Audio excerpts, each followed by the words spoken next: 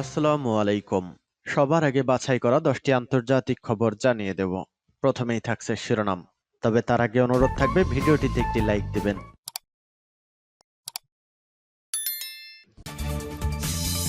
Israeli হামলায় প্রাণ হারিয়েছে অনেক পণবন্দী, বলছে হামাস। এরপর জানিয়ে দিব পাকিস্তানের উত্তর পশ্চিমাঞ্চলে হামলায় 3 জন নিহত। এরপর জানিয়ে দিব গাজা যুদ্ধের 133তম দিনে ইসরায়েলি হামলায় নিহত বেড়ে 29,000। এরপর জানিয়ে দিব বাংলাদেশের সীমান্তবর্তী এলাকায়ও বিমান হামলা। এরপর জানিয়ে দিব গাজায় যুদ্ধবিরতি নিয়ে গেম খেলছেন নেতানিয়াহু, বলছে হামাস মুখপাত্র।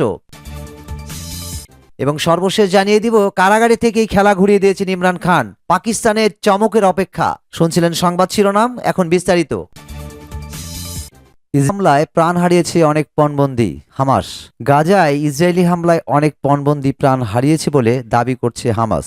একই সাথে তাদের দাবি, হামাসের কাছে বেঁচে থাকা বাকি পণবন্দীরা ইসরায়েলি হামলায় অত্যন্ত কঠিন পরিস্থিতি আছে। শুক্রবার হামাস একথা জানায়। গত 7 অক্টোবর দক্ষিণ ইসরায়েলি হামাস যোদ্ধাদের হামলায় 1200 জনেরও বেশি লোক নিহত হয়। একই সময়ে কমপক্ষে 250 জনকে পণবন্দী করে হামাস বলে জানায় ইসরায়েল। হামাস পরিচালিত স্বাস্থ্য মন্ত্রণালয়ের মতে ইসরায়েল 28,000-এরও বেশি ফিলিস্তিনিকে হত্যা করেছে। নভেম্বরের শেষের দিকে এক সপ্তাহব্যাপী যুদ্ধবিরতির সময় হামাস প্রায় 240 ফিলিস্তিনি বন্দীকে মুক্তি দেওয়ার বিনিময়ে 100 জনেরও বেশি ইসরায়েলি ও বিদেশি পণবন্দীকে মুক্তি দেয়। পণবন্দীদের বর্তমান অবস্থা। হামাসের সশস্ত্র শাখার মুখপাত্র আবু ওবেদা একটি অডিও বার্তায় বলেন, ইসরায়েলি পণবন্দীদের অনেক ক্ষয়ক্ষতি অনেক হয়ে গেছে। অন্য পণবন্দী অত্যন্ত কঠিন পরিস্থিতিতে বাস করছে। তিনি বলেন, তাদের পণবন্দীরা যে বিপদের সম্মুখীন হচ্ছে সে সম্পর্কে আমরা কয়েক ডজনবার সতর্ক করেছি। আমরা পরিস্থিতি এই পর্যায়ে পৌঁছাতে চাইনি, কিন্তু ইসরায়েলের নেতৃত্ব আমাদের উপেক্ষা করছে। আমরা এই পণবন্দীদের জীবন রক্ষা ও যত্ন নেওয়ার চেষ্টা করেছি,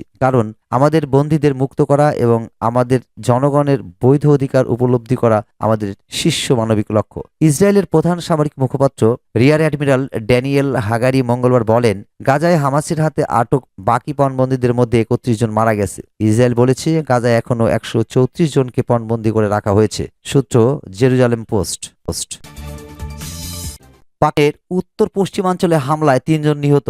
পাকিস্তানের উত্তর পশ্চিমাঞ্চলীয় খাইবার পাখতুনখোয়া প্রদেশে রাতে এক হামলায় পুলিশ সদস্য সহ 3 জন নিহত হয়েছেন। অজ্ঞাতনামা কয়েকজন দুর্বৃত্ত তাদের গাড়ি লক্ষ্য করে এ হামলা চালায়। পুলিশ সূত্র একথা জানিয়েছে। সূত্র জানায়, ঘটনাটি প্রদেশের মালাকান জেলায় ঘটে। সেখানে এ হামলায় 2 জন আত্মীয় সহ এক পুলিশ সদস্য নিহত হন। তিনি প্রদেশের তত্ত্বাবধায়ক মুখ্যমন্ত্রীর নিরাপত্তা দলের সদস্য ছিলেন। সূত্র আরও জানায়, এ হামলায় ওই পরিবারের 2 শিশুও আহত হয়েছে। তাদেরকে পার্শ্ববর্তী একটি হাসপাতালে ভর্তি করা হয়েছে। কোনো গ্রুপ এখন পর্যন্ত এ হামলার দায়িত্ব স্বীকার করেনি। তদন্তের জন্য হামলাস্থল ঘিরে রাখা হয়েছে। পুলিশের প্রাথমিক তদন্তে বলা হয়, এটি একটি পরিকল্পিত হামলা ছিল, কারণ নিহতদের এলাকার কারোর সাথে ব্যক্তিগত শত্রুতা ছিল না। সূত্র বাসস। যুদ্ধের 133তম দিনে ইসরায়েলি হামলায় নিহত সংখ্যা বেড়ে 29,000। ফিলিস্তিনি অবরুদ্ধ ভূখণ্ড গাজায় ইসরায়েলি হামলায় চলছে 133 দিনেরও বেশি সময় ধরে। এ সময়ে অঞ্চলটিতে ইসরায়েলি হামলায় নিহত হয়েছে অন্তত 29,000 ফিলিস্তিনি, আহত হয়েছে প্রায় 69,000। হামাস নিয়ন্ত্রিত গাজার স্বাস্থ্য মন্ত্রণালয়ের বরাত দিয়ে বার্তা সংস্থা এএফপি এক প্রতিবেদনে এ তথ্য জানিয়েছে। গাজার স্বাস্থ্য মন্ত্রণালয় স্থানীয় সময় আজ রোববার দুপুরে জানিয়েছে, গাজায় গত 7 অক্টোবর থেকে শুরু হওয়া ইসরায়েলি হামলায় অন্তত 28,985 জন নিহত হয়েছে। এই সময়ে আহত হয়েছে আরও অন্তত 68,883 জন। এর মধ্যে বিগত 24 ঘন্টায় নিহত হয়েছে 127 জন। এদিকে গাজায় যুদ্ধবিরতি চুক্তি স্বাক্ষরের বিষয়টি যেন চোরাবালিতে আটকে গেছে। এই প্রক্রিয়া এতটাই দীর্ঘায়িত হয়ে গেছে যে এর সম্ভাবনা নিয়ে হতাশা ব্যক্ত করছে প্রধানমন্ত্রীর মধ্যস্থতাকারী দেশ কাতারের প্রধানমন্ত্রী ও পররাষ্ট্রমন্ত্রী Abdur Rahman Al Thani. Abdur Rahman Al Thani বলেছেন, বিগত কয়েকদিনের যে প্যাটার্নে আলোচনা চলছে তা খুব একটা আশাব্যঞ্জক নয়। তবে আমি বারবার বলেছি, আমরা বিষয়টি নিয়ে সবসময় আশাবাদী এবং আমরা লক্ষ্য অর্জনে বিষয়টি নিয়ে কাজ করে যেতেই থাকব। কাতারের প্রধানমন্ত্রী আরও বলেছেন, ইসরায়েল ও হামাসের মধ্যকার যুদ্ধবিরতির বিষয়টি ইসরায়েলি জিম্মিদের মুক্তির সঙ্গে একই পাল্লায় তুলে শর্ত হিসেবে জুড়ে দেওয়া উচিত হবে না। তিনি বলেন, বাস্তবতা হলো আমরা এই দ্বন্দ্বের মধ্যেই পড়ে গেছি। এ সময় তিনি কোনো দেশের নাম উল্লেখ না করে বলেন, অনেক দেশই বিষয়টি অপব্যবহার করছে। তারা সবসময় যুদ্ধবিরতির সঙ্গে জিম্মি মুক্তির বিষয়টি শর্ত হিসেবে জুড়ে দিয়েছে। কাতারের প্রধানমন্ত্রী বলেন, এটাকে এভাবে কখনোই শর্তযুক্ত করা উচিত নয়। উল্লেখ্য, কাতার ছাড়াও গাজায় যুদ্ধবিরতির বিষয়টি নিয়ে কাজ করেছে যুক্তরাষ্ট্র ও মিশর। এর আগে যুক্তরাষ্ট্রের প্রেসিডেন্ট জো বাইডেন একাধিকবার উল্লেখ করেছেন যে তার দেশ ইসরায়েলি জিম্মিদের মুক্তি ও যুদ্ধবিরতি নিশ্চিতের বিষয়টি নিয়ে কাজ করছে এবং তারা এটি অর্জন করে ছাড়বেন। অন্যদিকে সম্ভাব্য যুদ্ধবিরতি নিয়ে হামাসের দাবিগুলোকে অবাস্তব আখ্যা দিয়ে যুদ্ধবিরতির আলোচনা স্থগিত করেছেন ইসরায়েলের প্রধানমন্ত্রী বেনিয়ামিন নেতানিয়াহু। তেল আবিবে এক সংবাদ সম্মেলনে নেতানিয়াহু বলেন, ইসরায়েল ফিলিস্তিনের সঙ্গে রাষ্ট্রীয় চুক্তির বিষয়ে আন্তর্জাতিক হুকুম মেনে নেবে না। শুধু পূর্ব শর্ত ছাড়াই সরাসরি আলোচনার মাধ্যমে এমন লক্ষ্যে পৌঁছানো যেতে পারে বলে তিনি দাবি। সীমান্তবর্তী এলাকায় বিমান হামলা, মিয়ানমারে চলছে উত্তেজনা, তীব্র আন্দোলনের মুখে পড়েছে জান্তা সরকার, একে একে হারাচ্ছে সেনাঘাঁটি ও শহর, বিদ্রোহীদের লাগাম টানতে নাজেহাল জান্তা প্রশাসন। এই উত্তপ্ত পরিস্থিতির মধ্যে বাংলাদেশের সীমান্ত মেঘা মিয়ানমারের অভ্যন্তরে বিমান হামলা চালিয়েছে জান্তা বাহিনী। শুক্রবার 16 ফেব্রুয়ারি মিয়ানমারের স্থানীয় সংবাদ মাধ্যমে নাজিন জারার এক প্রতিবেদনে তথ্য জানানো হয়েছে। প্রতিবেদনে বলা হয়েছে, বৃহস্পতিবার রাখাইন রাজ্যের মংডুর বাওডি কনে সীমান্ত বাহিনীর চৌকিতে বিদ্রোহী গোষ্ঠী আরাকান আর্মির সেনারা হামলা চালায়। এরপর ওই অঞ্চলে তীব্র লড়াই শুরু হয়। এক পর্যায়ে সেখানে বিমান হামলা চালায় মিয়ানমারের বিমান বাহিনী। স্থানীয় এক বৌদ্ধ যাজক নানিনজারা নিউজকে বলেন, আমরা কামানের গোলা ও গুলির শব্দ শুনতে পেয়েছি। দুপুর পর্যন্ত তীব্র লড়াই হয়েছে, সেনারা অসংখ্য গুলি ছুড়েছে। সকালে একটি যুদ্ধবিমান থেকে 2টি বোমা ফেলা হয়েছে, এটির শব্দ আমরা বাড়ি থেকেও শুনতে পেয়েছি। স্থানীয় আরেক বাসিন্দাও বিমান হামলার বিষয়টি নিশ্চিত করেছেন। নানিনজারা নিউজ জানিয়েছে, মংডুর অনেক গ্রামের বাসিন্দারা বিদ্রোহী ও সেনাদের মধ্যকার লড়াইয়ের কারণে এলাকা ছেড়ে পালিয়ে গেছে। এর আগে গত 7 ফেব্রুয়ারি মিয়ানমারের আরেক সংবাদ মাধ্যম ইরাবতীর এক প্রতিবেদনে বলা হয়, বাংলাদেশের সীমান্তবর্তী এলাকায় মিয়ানমারের একটি সামরিক হেলিকপ্টার ভূপাতিত করেছে বিদ্রোহীরা। আরাকান আর্মি জানিয়েছে, চীন রাজ্যের পালেতোয়া শহরে সংঘর্ষের সময় হেলিকপ্টারটি ভূপাতিত করা হয়। বিদ্রোহী গোষ্ঠীটি এমন দাবি করার পর হেলিকপ্টারটির ছবিও প্রকাশ করেছে। আরাকান আর্মির মুখপাত্র খাইং তুখা ইরাবতীকে বলেন, আমরা পালেতোয়ায় যুদ্ধ চলাকালে একটি সামরিক হেলিকপ্টার গুলি করে ভূপাতিত করেছি। হেলিকপ্টারটি পিআই পর্বতমালায় জান্তার সামরিক ঘাটির কাছাকাছি গভীর বনে পড়েছে। কানখা পাহাড়ে গত 13 জানুয়ারি ঘাটিটি দখলের পর হেলিকপ্টারটির ধ্বংসাবশেষ খুঁজে পেয়েছি। সংবাদ মাধ্যমে বলা হয়েছে, পালতোয়া শহরের উত্তর অঞ্চলের এই 2 পর্বতমালা বাংলাদেশ মিয়ানমারের সীমান্তবর্তী এলাকায় অবস্থিত। আরাকান আর্মি এই এলাকাটি 2 মাসের সংঘর্ষের পর জানুয়ারির দ্বিতীয় সপ্তাহে দখলে নেয়। গাজায় যুদ্ধবিরতি নিয়ে গেম খেলছেন নেতানিয়াহু, হামাস মুখপাত্র।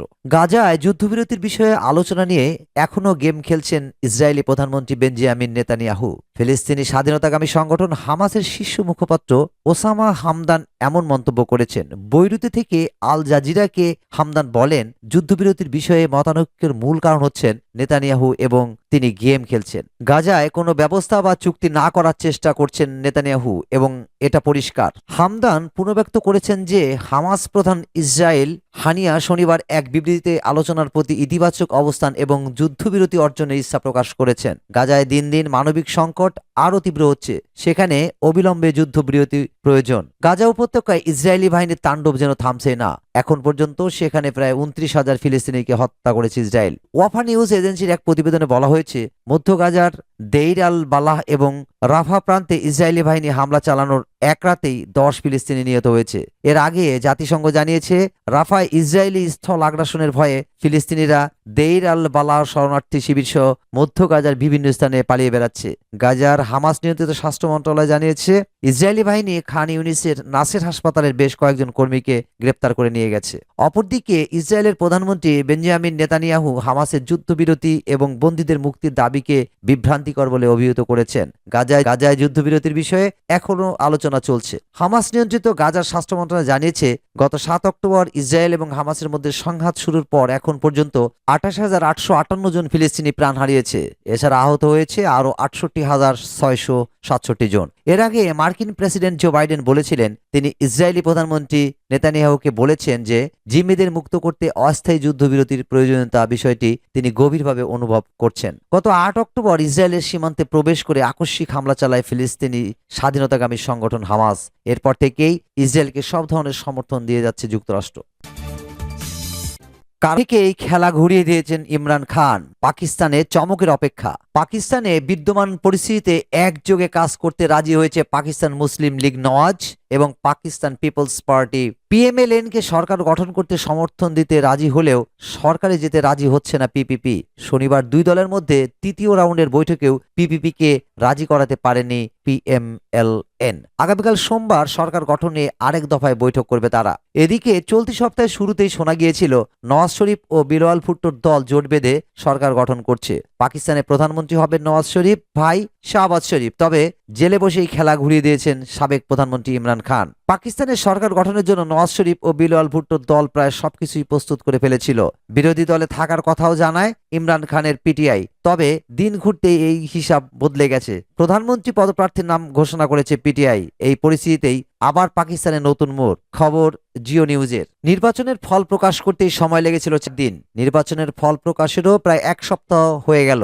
এখনো অবধি সরকার গঠনের কোনো সমাধান মেলেনি পাকিস্তানে। নতুন করে জল্পনা শুরু হয়েছে যে পাকিস্তান মুসলিম লীগ নওয়াজের সঙ্গে জোট গঠন করবে না বিলওয়াল ভুট্টোর পাকিস্তান পিপলস পার্টি পিপিপি, বরং তারা ইমরান খানের দলের সঙ্গেই হাত মিলিয়ে জোট গঠন করবে। গত 9 ফেব্রুয়ারি নওয়াজ শরীফ ঘোষণা করেছিলেন তার ছোট ভাই শাহবাজ শরীফ পিপিপির বিলওয়াল ভুট্টোর সঙ্গে জোট নিয়ে আলোচনা করেছেন। সরকার গঠন করা হবে। প্রধানমন্ত্রী হবেন শাহবাজ শরীফ, মারিয়ান হবেন পাঞ্জাব প্রদেশের মুখ্যমন্ত্রী। তবে এক সপ্তাহ ঘুরতে না ঘুরতেই গল্পের নতুন মোড়। নওয়াজ শরীফের দল পিএমএলএন পিপিপির সঙ্গে জোট নিয়ে আলোচনা করতে স্বাচ্ছন্দ্য বোধ করছে না। পিপিপিও পিটিআই সমর্থিত নির্দল প্রার্থীদের সঙ্গে নিয়মিত যোগাযোগ করেছেন। সূত্রের বরাত দিয়ে পাকিস্তানি ও ভারতীয় সংবাদ মাধ্যমে খবরে বলা হয়েছে, পাকিস্তানের গুপ্তচর সংস্থা আইএসআই সম্প্রতি ইমরান খানের সঙ্গে আদিয়ালা জেলে দেখা করেছেন। সেখানে ইমরান খানের সঙ্গে চুক্তি হয়েছে। তারপরই ওমর আইয়ুব খানকে প্রধানমন্ত্রী পদপ্রার্থী হিসাবে ঘোষণা করা হয়েছে। খবরে বলা হয়েছে, আন্তর্জাতিক চাপ আসায় পিটিআইকে বিরোধী দলে বসাতে চাইছে না পাক সেনা। যেহেতু পিটিআই সমর্থিত নির্দল প্রার্থীরাই অধিকাংশ আসনে জয়ী হয়েছে, তাই তারা বিক্ষোভ প্রতিবাদে নেমেছে। এই প্রতিবাদ সামাল দেওয়া কঠিন হয়ে উঠেছে। সেই কারণেই নওয়াজ শরীফের হাত ছেড়ে ইমরানের হাত ধরতে আগ্রহী বিলওয়াল ভুট্টোর দল। এদিকে পাকিস্তানের সংবাদ মাধ্যম এক্সপ্রেস ট্রিবিউন এক প্রতিবেদনে জানিয়েছে যে পাকিস্তানের সাবেক প্রধানমন্ত্রী ও তেহরিক ই ইনসাফের পিটিআই প্রতিষ্ঠাতা ইমরান খান বলেছেন তার দল ক্ষমতায় ফিরলে তাফাহি মক্কা নীতি গ্রহণ করবে, অর্থাৎ সবাইকে সাধারণ ক্ষমা ঘোষণা করা হবে। রাওয়ালপিন্ডির আদিয়ালা কারাগারে ইমরান খানের সঙ্গে দীর্ঘ 30 মিনিটের বৈঠকের পর পিটিআই নেতা আলী মোহাম্মদ খান একথা জানিয়েছেন। ইমরান খান তাকে বলেছেন, আমরা কোনো রাজনৈতিক প্রতিশোধ নেব না, তবে দেশ ও জাতির উন্নয়নের স্বার্থে দেশ ও জাতিকে এগিয়ে নিয়ে যাব। এ ব্যাপারে মাইক্রো ব্লগিং সাইট এক্সে একটি পোস্ট করেছেন আলী মোহাম্মদ খান। তিনি ইমরান খানের বক্তব্য উদ্ধৃত দিয়ে লিখেছেন, ক্ষমতায় আসার পর আমরা কোনো রাজনৈতিক প্রতিশোধ নেব না, আমরা দেশ ও জাতিকে সামনে এগিয়ে নেব দেশ ও জাতির উন্নয়নের জন্য। ইমরান খান কারাগার থেকে আরো বলেছেন, আমাদের ন্যায় ও ক্ষমতাশীলতার সঙ্গে এগিয়ে যেতে হবে। তিনি আরো জানিয়েছেন, ইমরান খান দক্ষিণ আফ্রিকার প্রয়াত অবিসংবাদিত নেতা নেলসন ম্যান্ডেলার কথা উল্লেখ করেছেন। তিনি দেশকে গড়ার জন্য একটি ন্যায় ও সমন্বয় সাধন কমিশন গঠন করেছিলেন।